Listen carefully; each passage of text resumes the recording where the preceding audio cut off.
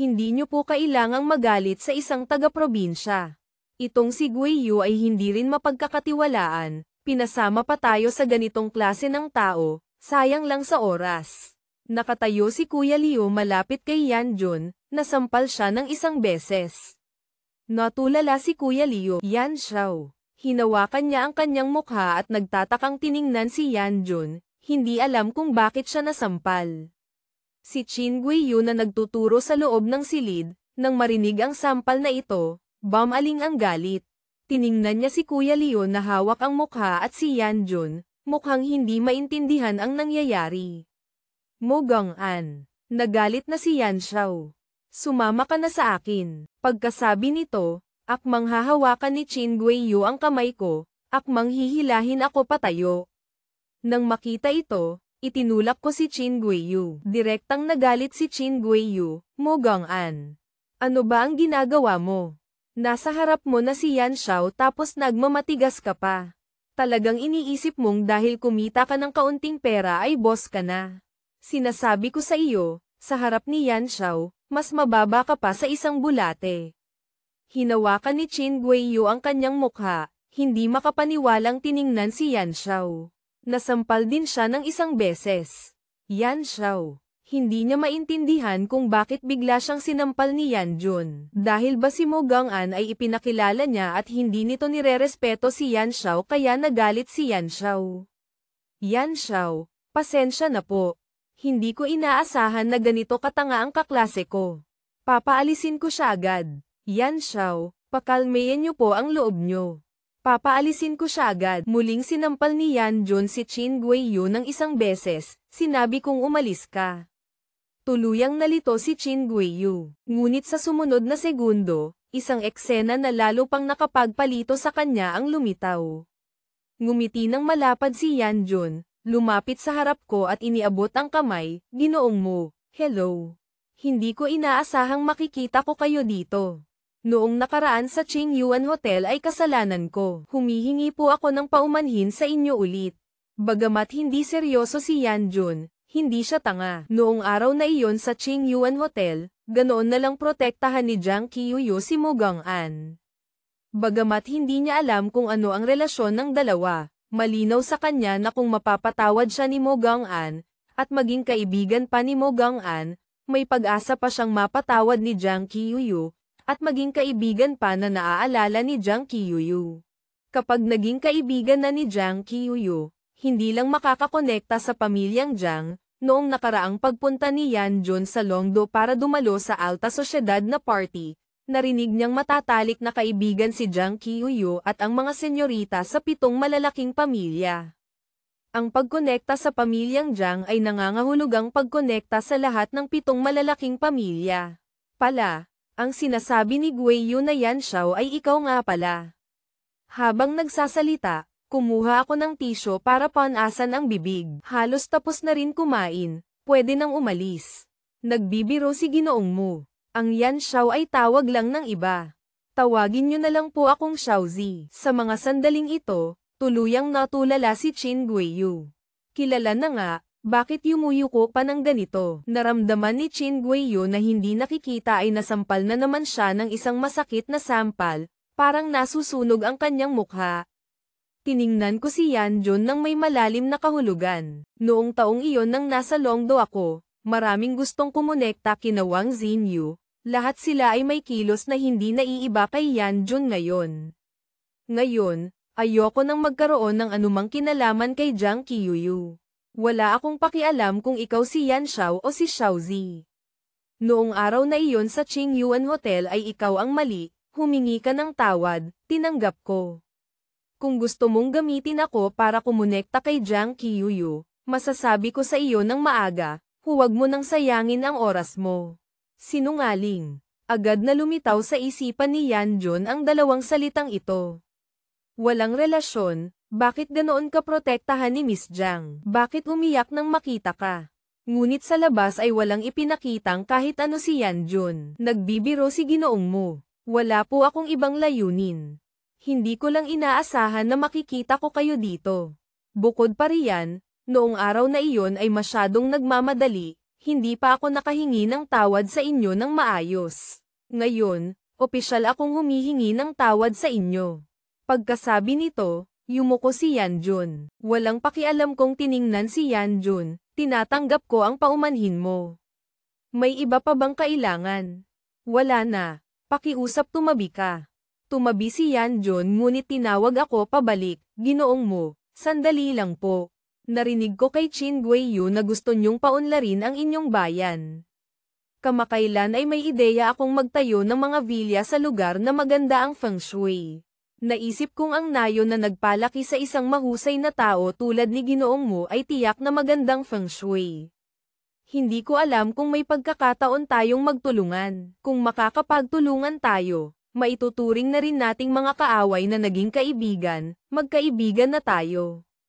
Nag-isip ako, gusto kong simulan ang trabaho sa bayan sa lalong madaling panahon. Ngayon, ang pag-oorganisa ng construction team ay nangangailangan ng maraming oras.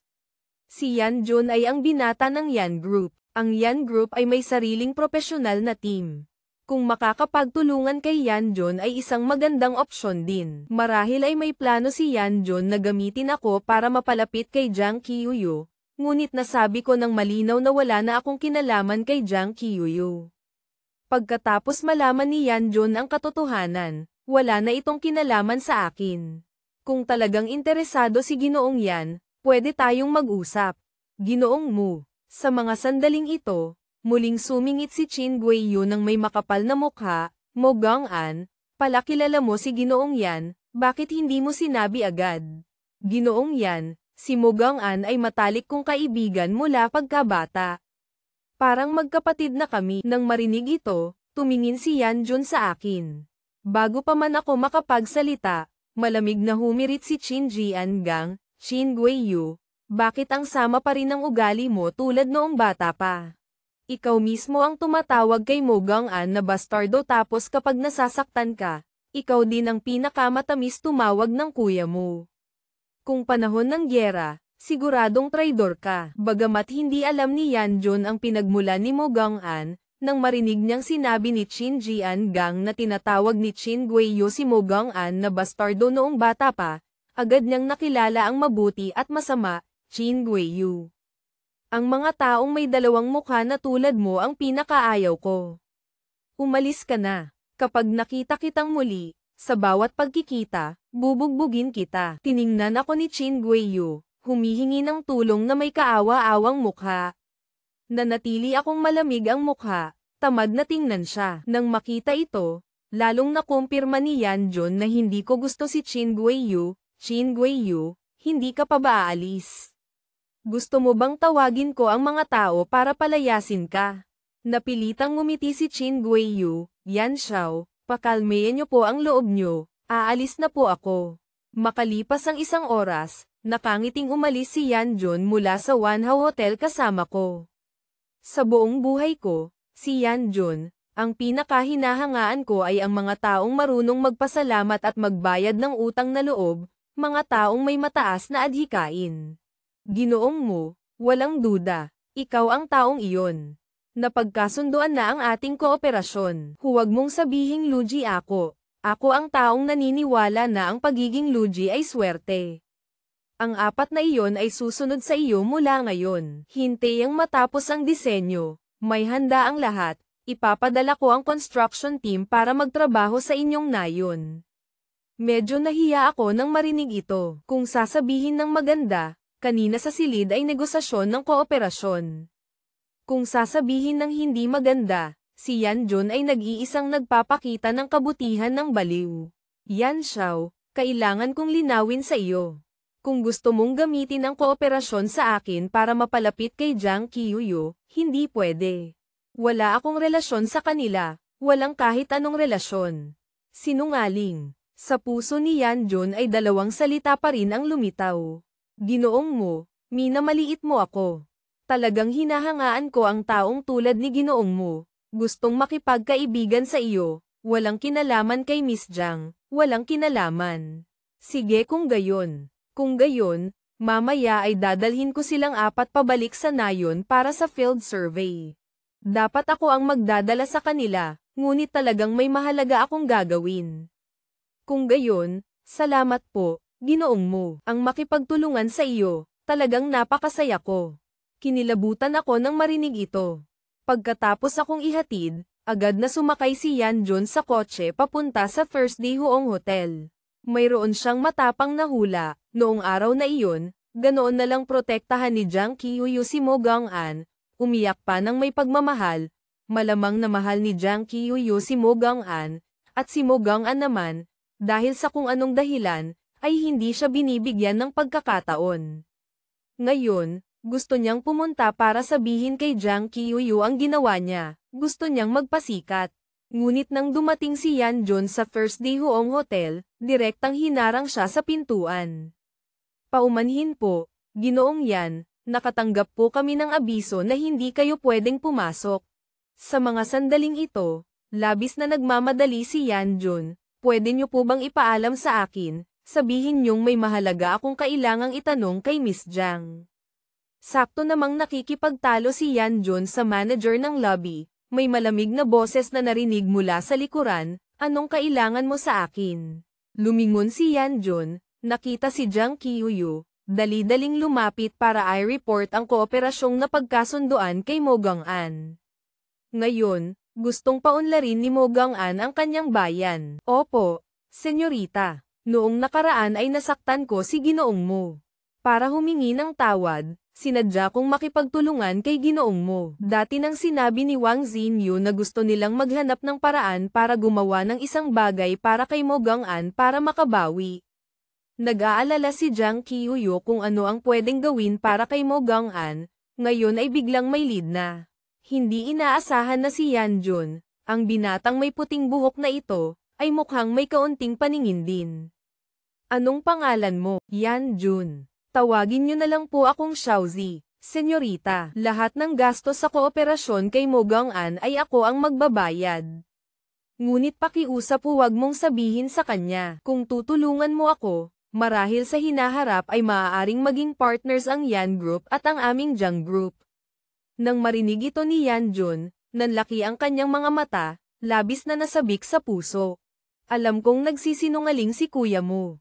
Alam kong mahal na ni Senyorita Jiang si kuya mo. Pagkatapos umalis ni Yan Jun ng masaya sakay ng kotse, kinuha ni Jiang Qiuyu ang telepono, matagal na nag-alinlangan kung sasabihin ba niya kina Wanteng at sa lahat.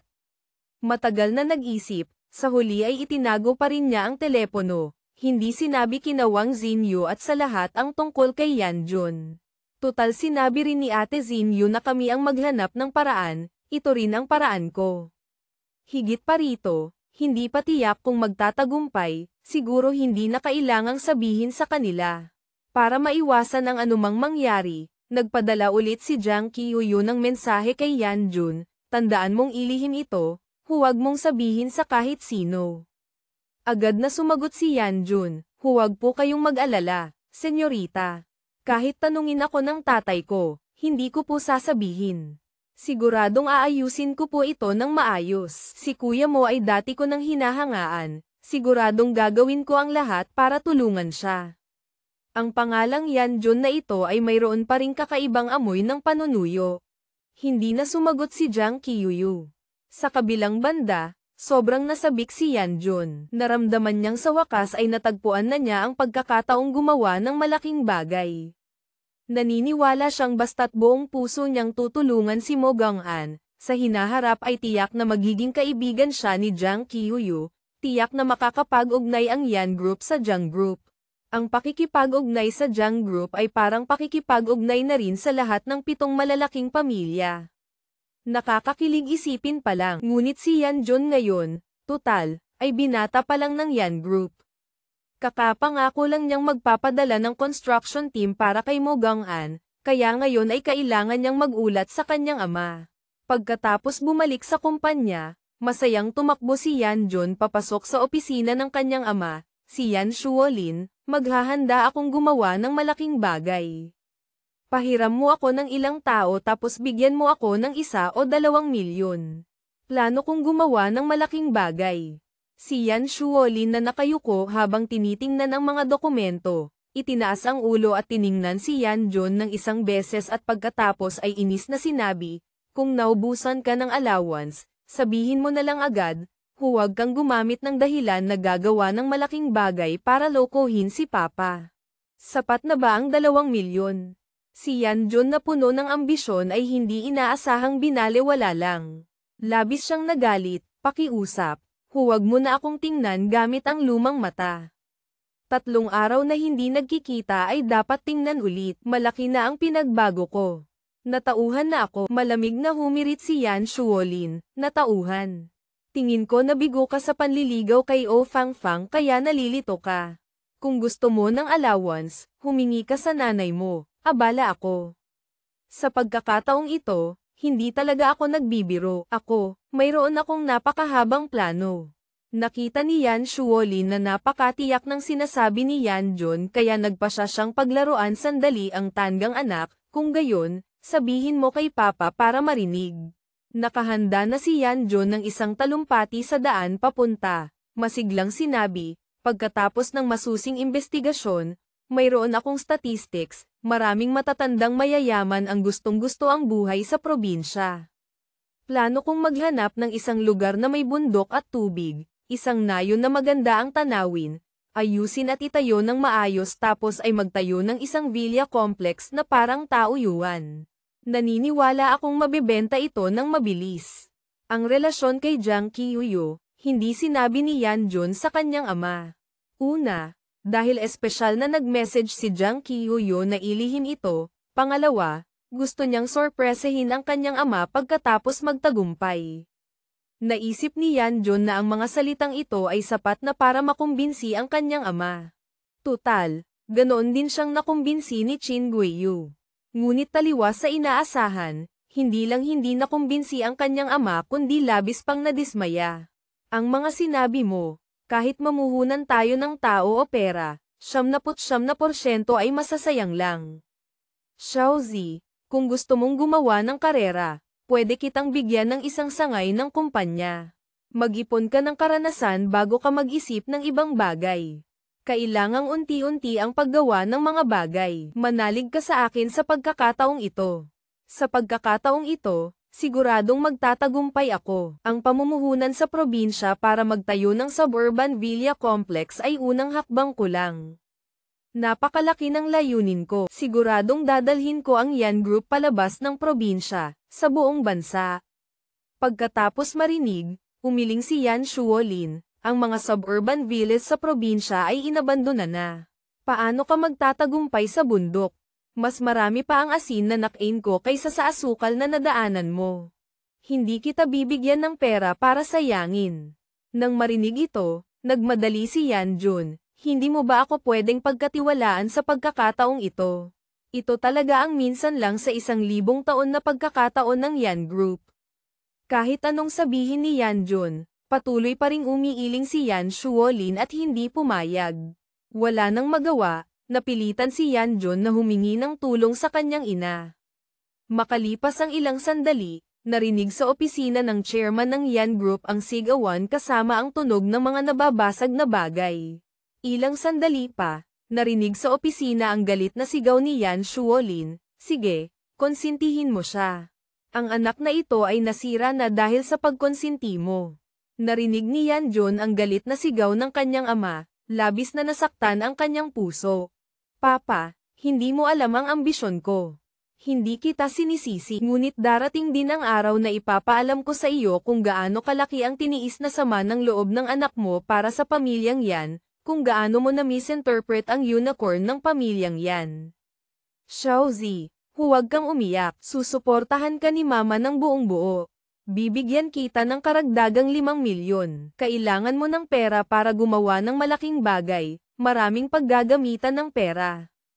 Kung hindi sapat, humingi ka pa kay mama. Sa kabilang banda, dinala ko sina Kuya Leo at 4 na iba pa pabalik sa kumpanya.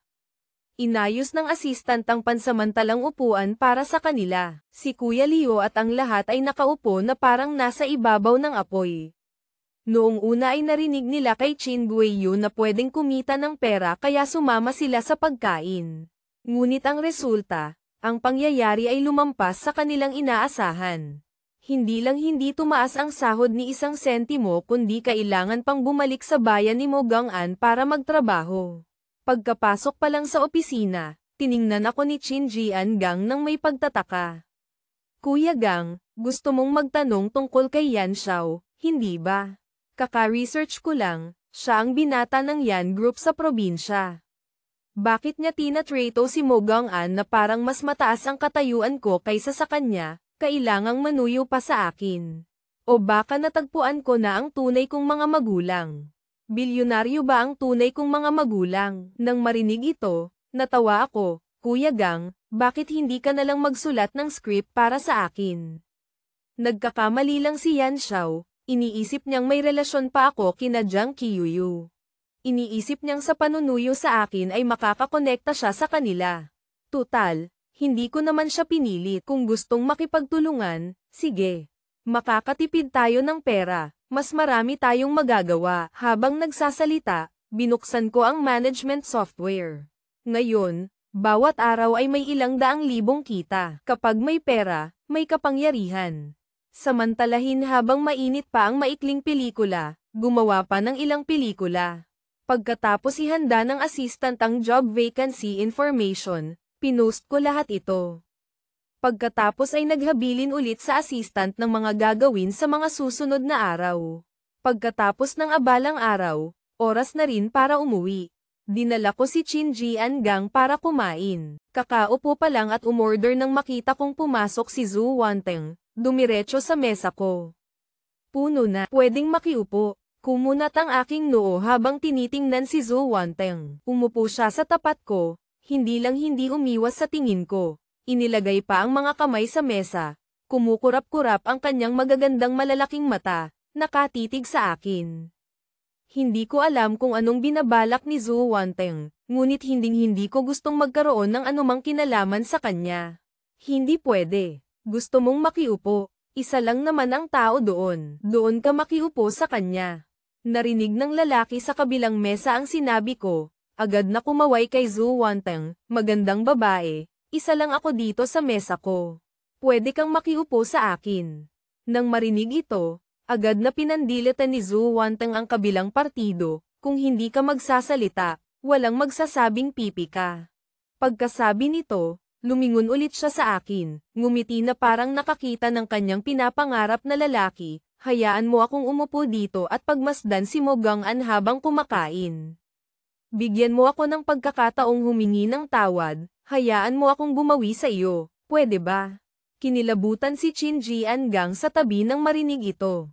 Ang ganitong paglalamang, ang ganitong tono ng pananalita, ay eksaktong parang isang maliit na babae na naglalambing sa kanyang kasintahang nagtatampo. Mo Gang-an, ako na lang kaya ang umalis. Ngumiti si Zhu Wanteng at kumaway kay Chin Jian-gang, salamat ha. Akmang tatayo na si Chin Jian-gang para umalis nang hawakan ko siya.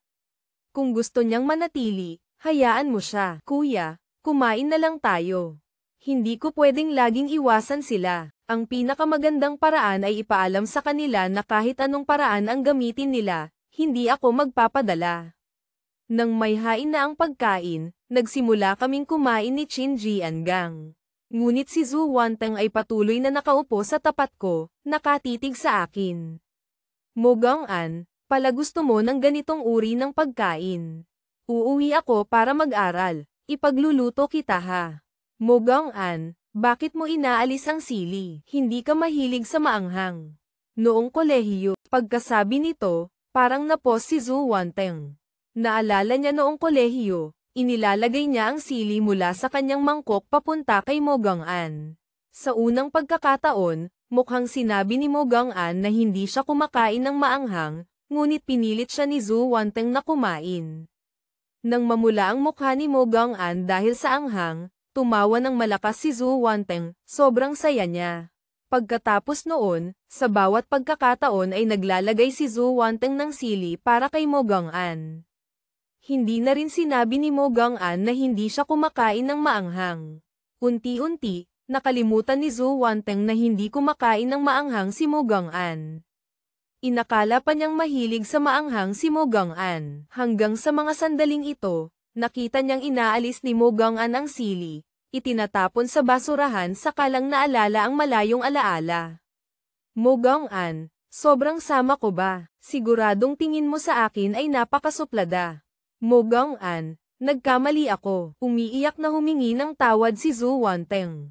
Ako naman ay patuloy lang sa pagkain, napakakalmado ng aking mukha, na parang walang Zhu Wanteng sa harap ko. Naramdaman naman ni Qin Jiangang na hindi siya komportable. Isang magandang babae ang umiiyak sa harap mo tapos nakakakain ka pa ng kanin. Mo Gang-an, tapos na akong kumain.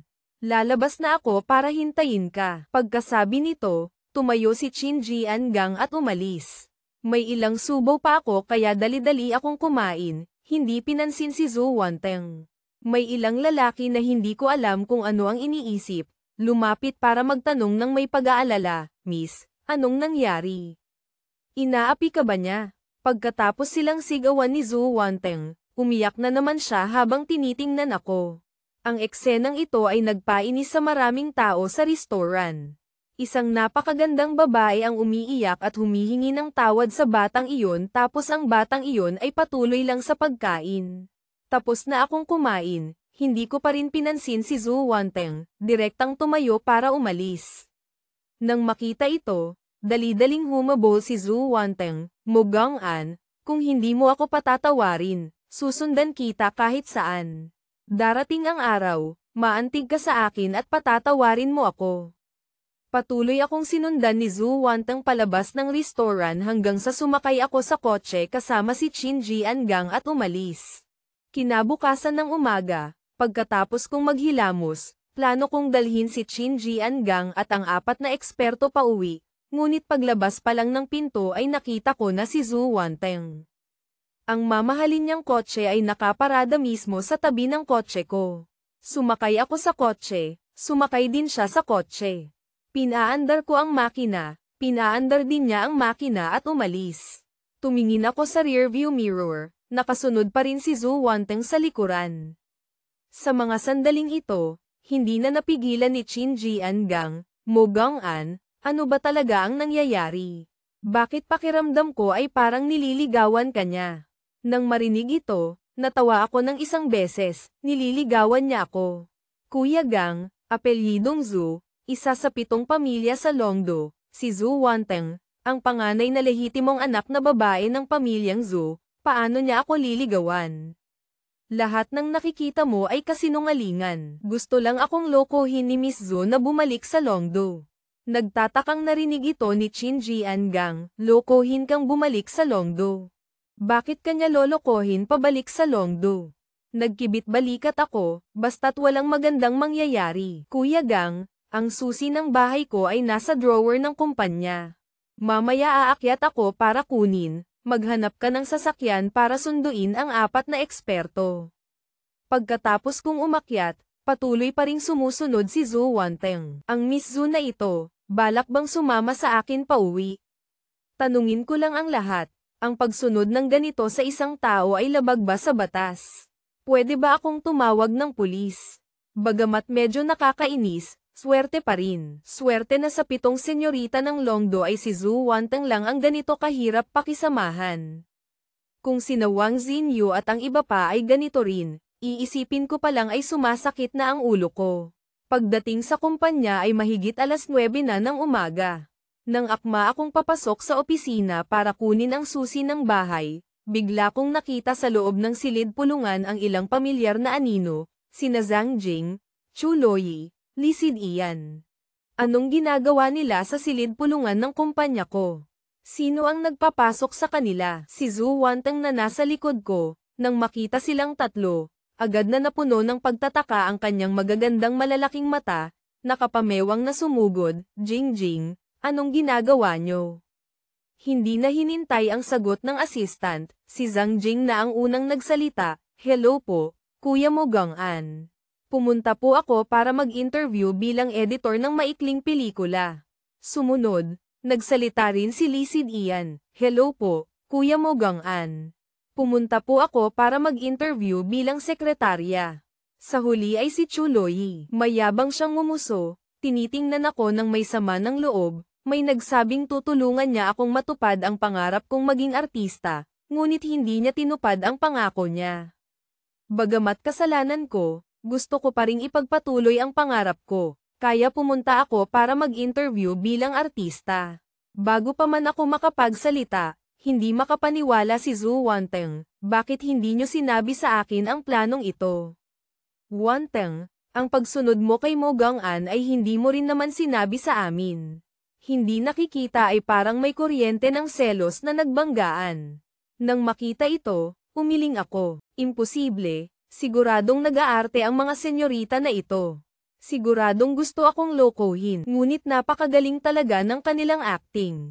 Nakita ng assistant na hindi ako masaya kaya mahinang nagtanong, "Boss, kailangan pa po bang ipagpatuloy ang interview?"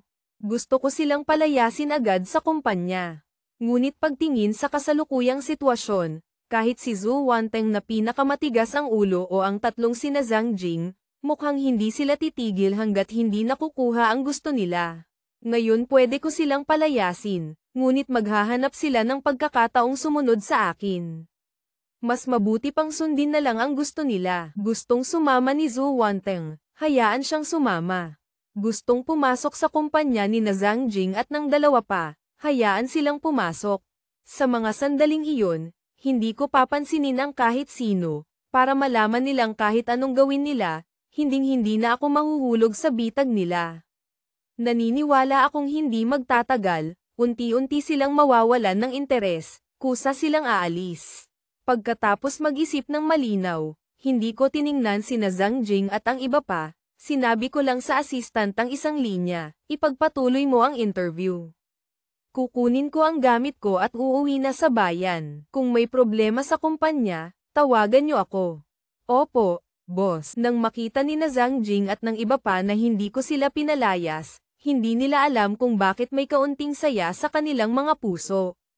Tinanggap na tayo ni Mo Gang-an. Binigyan niya tayo ng pagkakataon. Sa mga sandaling ito, biglang naisip ni Lee Sid-ian na uuwi na si Mo Gang-an. Pumunta siya para mag-interview sa posisyong sekretarya. Hindi ba dapat laging kasama ng boss ang sekretarya? Nakapasa na po ba ako sa interview? Dali-daling nagtanong si Lee Sid-ian sa assistant. Tiningnan ako ng assistant, labis na nalilito. Dati nang nakita niya ang 7 senyorita na lumitaw sa pintuan ng kumpanya. Napansin din niyang nakatayo sila sa tapat at tinitingnan ako. Hindi maintindihan ng assistant ang relasyon ko sa kanila. Dahil hindi sila pinalayas ni boss, marahil ay gusto niyang manatili sila. Hindi rin sigurado ang assistant, kaya habang inoobserbahan ang aking ekspresyon ay sinabi niya, nakapasa na. Masayang ngumiti si Lee Sid-ian, Mo Gang-an hindi, boss. Mula ngayon, sekretarya mo na ako. Kung saan ka pupunta, doon din ako, pagsisilbihan kita. Nang makita ito, umiling ako. Mukhang sa mga darating na araw ay hindi ako titigilan ng mga senyorita na ito, ngunit siguro hindi magtatagal. Mabilis na pumasok sa papel si Lee Sid-ian, Masuner ang sumunod sa likod ko. Sa mga sandaling ito, biglang naalala ng assistant na hindi pa napag-uusapan ang sahod kay Lee Sid-ian. Teka lang, hindi pa natin napag-uusapan ang kontrata, ang sahod. Nang marinig ito, lumingon si Lee Sid-ian, may malapad ng ngiti sa mukha, ang kontrata, pag-usapan na lang natin kapag bumalik na kami ni Mo Gang-an. Kahit magkano ang sahod, ayos lang. Pagkasabi nito, komandat pa siya, Damayla kina Zhang Jing at Choluo, magpatuloy lang kayo sa interview. Magbubusiness trip muna ako kasama si Kuya Mo Gang-an. Sa mga sandaling ito, medyo nagsisi sina Zhang Jing at Choluo. Bakit hindi sila nag-interview bilang sekretarya? Bumalik ako sa opisina para kunin ang susi, naghahanda ng umalis. Kuya Mo, nasaan ang tumbler mo? Kukunin ko ang tumbler mo, pati na rin ang tissue. Ang jacket. Pati na rin. Kuya Mo, hintayin mo ako sandali. Ay, nadulas si Lee Sid-ian at nabangga sa pinto, dali-daling humabol sa akin pababa. Nang makita ni Zhu Wanteng ang eksenang ito, nanlaki ang kanyang magagandang mata, napanganga ang bibig, labis na hindi komportable ang puso. Lisid Ian, wala ka na bang kahihiyan? Lahat kayo ay G na ganito ako, hindi ba? Sige, kayo ang pumilit sa akin nito. Pagkababa, natanggap ko ang tawag ni Chin Jian Gang, Mo Gang-an, nasando ko na silang apat. Sasanduan ko muna ang tatlong nag-interview tapos magkikita tayo sa entrance ng highway. Pagkababa ng tawag, habang ibinubulsa ang telepono, tumama ang siko ko sa isang malambot na bagay. Nagulat akong lumingon, noon ko lang napagtanto na si Lisid Ian pala ang sumusunod sa likod. Pasensya na. Pagkatama sa pribadong parte ng babae, medyo namula rin ang mukha ko. Nang makita ito, tumagilid si Lisid Ian at tiningnan ako, ngumuso at naglamang, ayos lang. Hindi mo naman sinadya, ngunit kung ibang lalaki iyon, hinding-hindi ko patatawarin. Bigla kong naramdaman na hindi ako dapat maging malambing kay Lisid Ian ng ganito. Kailangang maramdaman ng senyorita na ito na ang pagsama sa akin ay parang pagsama sa isang blok ng yelo na hindi tinatablan ng apoy o tubig. Pagkatapos noon, malamig kong sinabi, bakit ka sumusunod sa akin? Bumalik ka na sa kumpanya, ako ang sekretarya mo. Magbubusiness trip ka, syempre kailangan kong sumama. Mo Gang-an, tara na. Mag-business trip tayo ng magkasama. Malamig kong tiningnan si Lisid Ian ng isang beses, binuksan ang pinto ng kotse, sumakay. Nang makita ito ni Lisid Ian, dali-dali siyang tumakbo sa kabilang gilid, sumakay. Ang resulta, pagkasakay ay nauntog siya ng isang beses. Ay, ang sakit. Pagkasabi nito, kinuha niya ang salamin mula sa kanyang bag para tingnan ang noo, malungkot na tiningnan ako, Mo Gang-an, tingnan mo dali, namula lahat. Sa mga sandaling ito, pinaandar ko na ang kotse, hindi tiningnan si Lisid Ian. Tinawag na Mo Gang-an, pagdating sa bayan ay tanghali na. Nagpaalam na si Chin Jian Gang sa kanyang ina na uuwi siya ngayon, kaya naghanda na ng masa si Tatay Nana. Nakita ni Tatay Bapa ang mga empleyadong sumama sa akin pauwi, dali-daling maingat na tinanggap. Sa mata ni Tatay Bapa, ang taong nakasuot ng suot at salamin ay tiyak na may kakayahan. Umupo kayo. Igagawa ko kayo ng tsaa. Ang tatlong ni-recruit ko, nagpakita ng respeto si Chin Jian Gang, ngunit sino ang apat na sina Xiao Liu? Nakita na niya ng personal, mga sumusunod lang sa agos. Silang apat, humanap na lang ng kahoy na upuan para sa kanila. Hindi na kailangang maging magalang sa kanila.